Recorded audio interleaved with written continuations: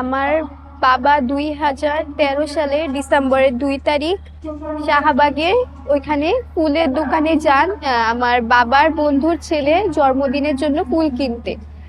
তখন ওই সময় ডিবির গাড়ি এসে একটা কালো কালো পোশাকের মতো পরা সাদা পোশাকের সাথে উনি আমার বাবার পিছনে হাত ধরে উনাকে গাড়িতে করে নিয়ে যান। এরপর 11 বছর হয়ে গেছে, বাবার কোনো খোঁজ পাইনি।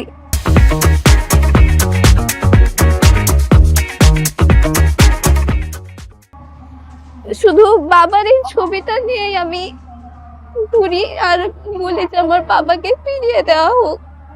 তখন 2 বছরের ছিলাম। আমি বাবার স্মৃতি কি জিনিস এটা আমি জানি না।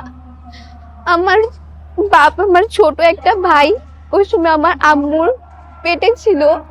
ও তো বাবাকে দেখি নাই যে বাবা দেখতে কেমন বা বাবা কি, এটাই ও জানে না। ও শুধু এই যে ছবিটা দেখে দেখে বলে এটাই আমার বাবা।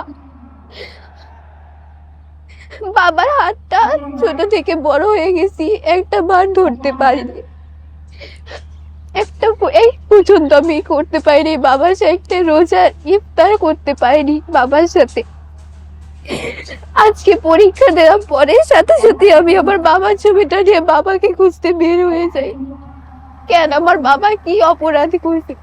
শুধু আমার বাবার অপরাধটা কি এটাই ছিল যে আমার বাবা বিএনপি করতো? এটার জন্য কেন আমার বাবাকে এত বড় শাস্তি দিছে? শুধু আমার বাবাকে না, সে আমার বাবাকে কেন এভাবে গুম করে রাখছে?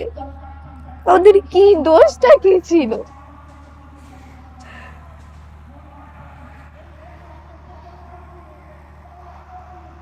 আমি এই সরকারের কাছে, গুম কমিশনারের কাছে একটাই জিনিস চাই, আমাদের বাবাকে ফিরিয়ে দেওয়া হোক।